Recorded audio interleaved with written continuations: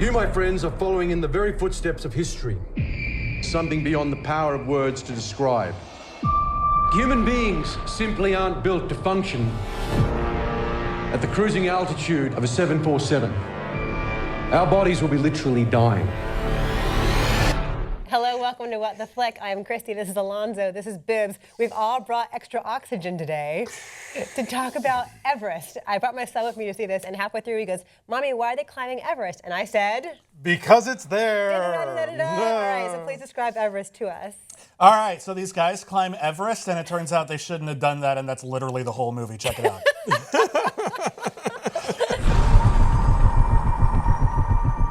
Sit down, man. Climatize. How's the weather? It's good. I wish I was with you. One day, you, me, and that little Sarah will all go climbing together. So today's the day, huh?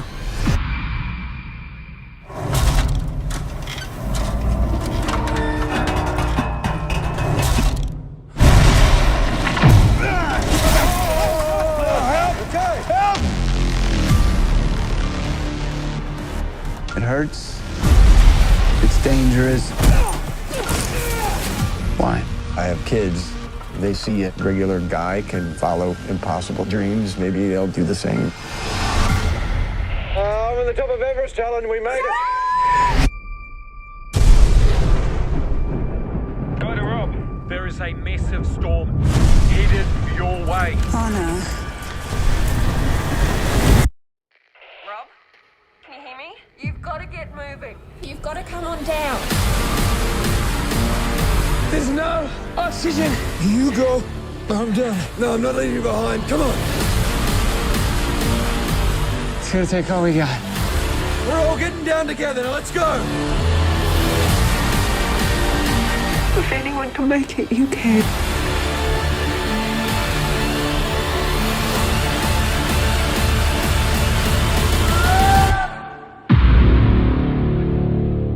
I don't think this is a particularly good advertisement for climbing Everest. Or anything. You look at, this is based on a true story, and I don't want to say just because I think this movie sucks. I don't want to be at all disrespectful to people who, climb and do that. I guess it's a noble pursuit. I don't do it. An expensive obviously. one. Because you don't have $65,000. Right? It's just thrown out there because what the hell? I'm free that month. But even so, that's a thing, and obviously people, this is a true story in which they're making a movie about it. People died. I'm not going to tell you who, but there you go. So it's sad. It's very, very sad. And I feel like watching the movie, I'm like, that's all this movie has is, and then it was sad. When you look at a disaster movie, especially one that's based on anything even remotely like a true story, you want to try to look at it from a distance with certain objectivity and just say, and here's why. Here's why this happened. And Everest is just like, well, turns out climbing Everest is very hard. And, a bunch of people died this time. Why? Was hubris involved? Is it no, noble? people were noble. Like, I don't yeah, know. it's all over the place. It's the human spirit. It's weird. It's like this is the Into Thin Air story, but it's not based on not Into based Thin on the Air. book, but John so Krakauer Krakauer is a character, but it's based on another guy's book, the Beck Weathers, who's played by Josh Brolin, who's also in Sicario It's this Josh week. Brolin week. Yeah, the thing about this movie is that, I'm sure that all of these people were much more interesting in real life than they're presented here. They would have to be. And I feel like this is one of those things where I found myself thinking about Show Me a Hero while I was watching this, because Show Me a Hero is 6 hours long. And as such, it allows you to get to know all these characters in an in-depth level. And I remember when Ben and I were doing the recap saying, oh God, I can imagine the terrible movie version of this where you'd get like all these characters sort of turned into types and, boiled down to one scene or whatever. And that's what this movie is. Yeah.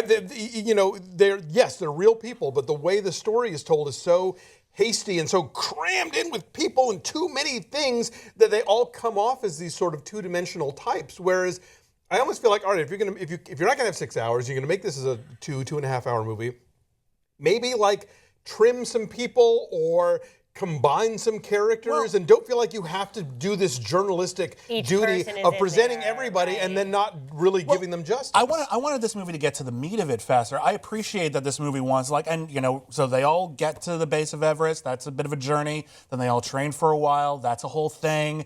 And then they're going to climb Everest. That's a whole thing. And then bad things happen in the last half hour of the 2 hour movie. I feel like if you're gonna condense it that much, if you're gonna try to make it this tight, get to the heart of it. Get to the real. Get to the peril. Get to the peril. Get to the peril. More peril earlier. I know. Listen. This movie. I will say this. This movie is gorgeously shot. Yes. It's very, very pretty. IMAX 3D is how we all saw it. Yes. And there are some definite moments. Yeah. But it's not worth it. Not really. I mean, you can tell this is, this, and I'm guessing The Walk, which I haven't seen yet. But they both to me seem like some studio exec somewhere saying, "Get me a Gravity." Get me a movie that adults will pay to see in IMAX 3D. Yeah. And so it's like, it's this sort of, like you said, it's kind of an intimate disaster movie. Yeah. In that it's like, the old 70s ones, but instead of having these kind of archetypes, they're more about, like these concentrated people. And usually those movies work when they're about like 1 or 2 people, like Gravity or 127 Hours or something. And yeah, again, I mean, there's how many speaking parts in this movie? Like there's 50 or there's something? There's an amazing cast in this movie. Oh, I mean, yeah. people who have barely anything to do. I mean, like Robin Wright is barely in it. I didn't realize it was her until afterward. Keira Knightley is know it was her. barely in it. She's got like just 2.5 scenes. And Emily Watson grappling is with the New wasted. Zealand accent. Yeah, Josh Brolin has some stuff to do. John Hawkes is completely wasted. Jason Clarke gets more to do than anybody. Jake Gyllenhaal, I forgot he was in the movie. Yeah, they're really pushing this. With starting Jake Gyllenhaal, he's barely in Sam it. Worthington pops up halfway through and they act like he was always there. Wait, who's Sam Worthington? He's the one of guy the guys in the tent. He's one of the guys who was just like, "Hey, do you guys need any help up there? No, nothing can possibly go wrong. Well, I'll be important later." Like that's what he does. Yes. Okay, I didn't realize that's who that was. But you mentioned the 70s disaster movies. This is exactly what it felt like to me. I mean, without like the self-knowing, the kitsch, campy element of it. So yeah, it just sort of feel like, oh yeah, look who's that. But I did not realize it was Robin Wright until the credits afterward. I'm like, who was she? I realized, she's Josh Brolin's wife. And also, this is one of this is a problem that comes up with this sort of film where once everybody is clinging to the side of a mountain and it's snowing and they're all wearing parkas and goggles, you really have to remember who's wearing what color parka, or you're not going to know who's That's who. all I remember. John Hawkes yellow, Jason Clarke red. That got me through a huge chunk of the movie. The Japanese ladies in light blue. There you go. Yes. Who was in Spice World. But yeah. Yes. All I ended up getting out of this movie is this happened. It was sad. Don't go mountain climbing under any circumstances. It is never worth it.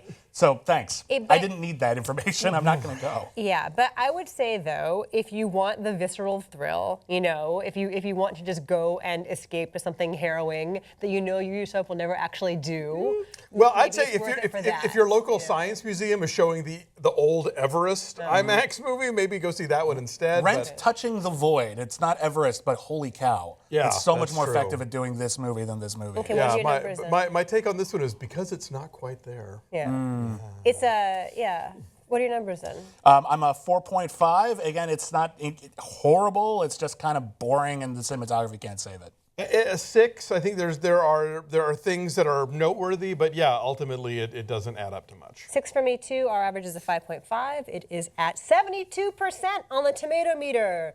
So maybe see it. Bye.